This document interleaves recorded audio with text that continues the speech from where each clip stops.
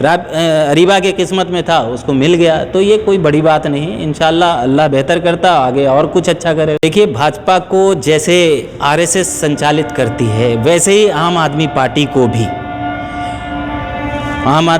को भी आप देखेंगे तो आरएसएस ही संचालित करती है। देखेंगे हमारे साथ बातचीत करने के लिए आज हिदायतुल्लाह जंटिल मौजूद हैं। कांग्रेस पार्टी ने इन पे भरोसा किया है और सोशल मीडिया और डिजिटल कम्युनिकेशन का इनको चेयरमैन बनाया गया दिल्ली प्रदेश कांग्रेस कमेटी का। जनरल साहब, नई जिम्मेदारी मुबारक हो।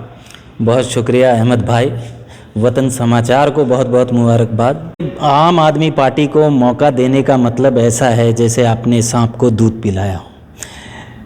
काफ़ी हद तक काफ़ी कम्युनिटी ने इनकी बातों में फंसकर इनको दिल्ली में सरकार बनाने का मौका दिया, लेकिन ये जनता के बीच जनता की चीज़ों को ना समझ पाए और ना उसको सॉल्यूशन दे पाए। नतीजा ये हुआ कि जनता अब धीरे धीरे इनसे दूर हो गई। जनता कैसे दूर हो गई?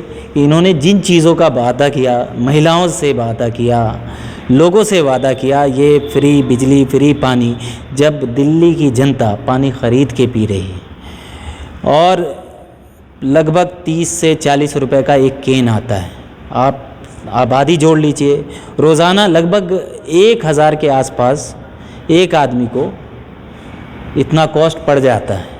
एक परिवार मतलब 1000 रुपया महीने का पानी के ऊपर खर्च कर रहा है। तो आप ये बताइए कि लगभग 10,000 सालाना हो गया। आप इन चीज़ों को अगर जोड़ें तो वो पानी फ्री किसको दे रहे हैं, जब ज़्यादातर आबादी दिल्ली की पानी ख़रीद के पी रही है और पानी जो जहाँ मिल रहा है वो इतना प्रदूषित है, इतना ख़राब है, जिसके वजह से कालरा, डायरिया, कई और सारी पेट की बीमारियां हो रही हैं। देखिए, भाजपा को जैसे आरएसएस संचालित करती है, वैसे ही आम आदमी पार्टी को भी आप देखेंगे तो आरएसएस ही संचालित करती है।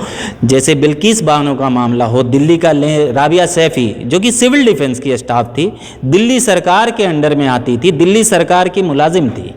उसके बावजूद मैं दिल्ली प्रदेश अध्यक्ष हूँ ऑल इंडिया कौमी तंजीम का, बहुत कोशिश किया। इमरान हुसैन मिनिस्टर हैं यहाँ, विधायक अमानतुल्लाह खान हैं, हम हर जगह अपने ख़त किताबत करते रहे, कोशिश करते रहे कि हमारे कम्युनिकेशन से कुछ हल निकल जाएगा, राबिया सैफी के परिवार से मिलते रहे, लेकिन इन्होंने जो वादा किया था उसके घर जाके उस वादे को भी नहीं निभाया और अब तक उस परिवार को 1 रुपया भी नहीं मिला है। तो उस परिवार को, जिसको कई हिस्से में काटा गया, उस परिवार को भी मदद नहीं कर सकती है दिल्ली की आम आदमी पार्टी की केजरीवाल सरकार, और उसके नेता चुप रहते हैं। सबसे बड़ी चीज़ ये है, नेता लोग ऐसे लगता है जैसे मुलाजमत करते हैं। यहाँ शाहीन बाग प्रोटेस्ट में बैठी हुई बच्चे का डेथ हुआ, कई और लोग शहीद हुए CAA NRC प्रोटेस्ट में, उसमें केजरीवाल कहते रहे कि हमें पुलिस दे दो, हम 1 घंटे में खाली करा लेंगे। माफ़ कीजिएगा, वो संविधान को बचाने का प्रोटेस्ट था। उसके बावजूद कोई भी मुस्लिम नेता इनका केजरीवाल के ख़िलाफ़ नहीं बोला। हत्ता के जो तबलीगी जमात की जब बात आई, निज़ामुद्दीन मरकज़ की बात आई, पूरे दुनिया का मरकज़ है, वो सेंटर है, उसके बावजूद जब केजरीवाल ने प्रेस कॉन्फ्रेंस करके कहा कि मौलाना साद जो कि हेड करते हैं उन पे मुकदमा दर्ज होना चाहिए और उनके अपील पे FIR दर्ज हुआ, तो एक जिससे इमोशंस जुड़ा हुआ है एक कम्युनिटी का, एक बड़े हिस्सेदार जो मुल्क के हिस्सेदार है मुस्लिम कम्युनिटी, उसका फेथ जुड़ा हुआ है, उसको तोड़ने की एक केजरीवाल के ट्वीट से प्रेस कॉन्फ्रेंस पे ये असर पड़ा कि पूरे हिंदुस्तान में लोगों के आई कार्ड चेक होने लगे, धर्म के आधार पे सब्जी वाले को, फेरी वाले को पिटाई लोग करने लगे। तो केजरीवाल ने नफ़रत एक अकेले दिल्ली में नहीं फैलाई, केजरीवाल के एक प्रेस कॉन्फ्रेंस से पूरे मुल्क में मुसलमानों की इमेज ख़राब हुई और दो मिल करके इन्होंने पिटवाया है और उनको हाशिए पे खड़ा किया। ये भी नहीं हुआ तो इन्होंने कैटेगराइज कर दिया। आप देखेंगे कि जब कोविड का आता है कि कितने कितने कोविड हैं किस स्टेट में, तो दिल्ली स्टेट में अलग से जमात के लोगों को दिखाया जाता था और ये दर्शाने की कोशिश की जाती थी कि जमात की वजह से दिल्ली में कोविड फैला। तो ये इनका अपने आप में चेहरा है कि बिल्किस बानो को आप देख लीजिए, गुजरात में जब उनसे सवाल पूछा गया कि बिल्किस बानो के बारे में क्या कहेंगे, कहते हैं ये हमारा मुद्दा नहीं है। तो फिर गणेश जी जो नोट पे छपवा रहे थे, क्या वो आपका मुद्दा था? आपका मुद्दा देश में क्या चल रहा है, कौन रिलीजन किस कैटेगरी में काउंट किया जा रहा है, अभी मुल्क किस दिशा में जा रहा है, उस पर आप कह रहे हैं कि हम खामोश रहेंगे, हम नहीं बोलेंगे। बिजली पानी फ्री कोई जेब से दे रहे हैं, लेकिन आपकी मंशा क्या है किसी कम्युनिटी के बारे में, देश को चलाने के बारे में, ये तो साफ दर्शाता है कि आप उसी रास्ते पे जा रहे हैं जिस रास्ते पे आरएसएस आपको ले जाने की दिशा निर्देश दे रही है। जनरल साहब, कांग्रेस पार्टी ने आप पे विश्वास किया है, नई जिम्मेदारी दी है, उसे किस तरह आप देखते हैं? क्या बदलाव लाने की सोशल मीडिया में आप कोशिश करेंगे? देखिए, जो मेन स्ट्रीम मीडिया है वो लगभग कॉरपोरेट के हाथ में है। तो जो कांग्रेस जितना भी काम कर रही है, लोगों से जुड़ने की कोशिश कर रही है, लोगों के लिए संसद से लेके ज़मीन तक आवाज़ उठा रही है, तो मेन स्ट्रीम मीडिया को देखिएगा वो न्यूज़ दिखाते ही नहीं। 3000 किलोमीटर से ज़्यादा का पैदल मार्च कर रहे हैं हमारे नेता राहुल गांधी जी, लेकिन आप मेन स्ट्रीम मीडिया पे देखिएगा तो वो दिखेंगे नहीं, क्योंकि उनको दिखाने की आज़ादी नहीं है। आज़ादी सब कुछ गुलामी की तरफ है। तो जब आज़ादी नहीं है तो राहुल गांधी जैसे नेता को नहीं दिखाया जा रहा है, तो सोशल मीडिया ही एक माध्यम है जनता तक पहुंचने का, घर घर तक पहुंचने का।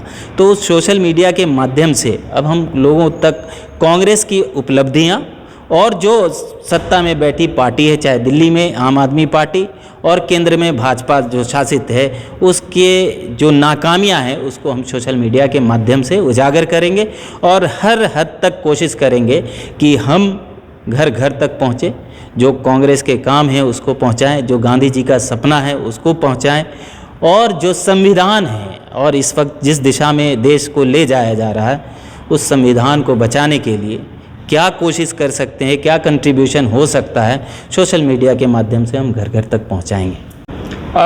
जनरल साहब, ये आपने तो बातें की, लेकिन बड़ा चैलेंज था आपके लिए जब आप अपना त्यौहार छोड़ करके लोगों का कूड़ा, लोगों की गंदगी, उनके जानवरों की गंदगी ट्रक में लाते थे अपने हाथों से।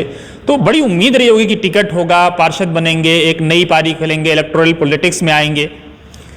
आप देखिए, राहुल गांधी 3500 किलोमीटर पैदल चल रहे हैं, तकरीबन 25 किलोमीटर रोज़। अध्यक्ष पद उन्होंने त्याग दिया। तो मैं तो अन्ना सा काउंसलर की तैयारी कर रहा था, मेरे लिए ये त्याग तो कोई त्याग नहीं है। मिलता तो बड़ी अच्छी बात होती, हम संघर्ष करते, जीतते इंशाल्लाह। नहीं मिला तो भी कोई बात नहीं, हम तो राहुल गांधी के रास्ते पे चल रहे हैं।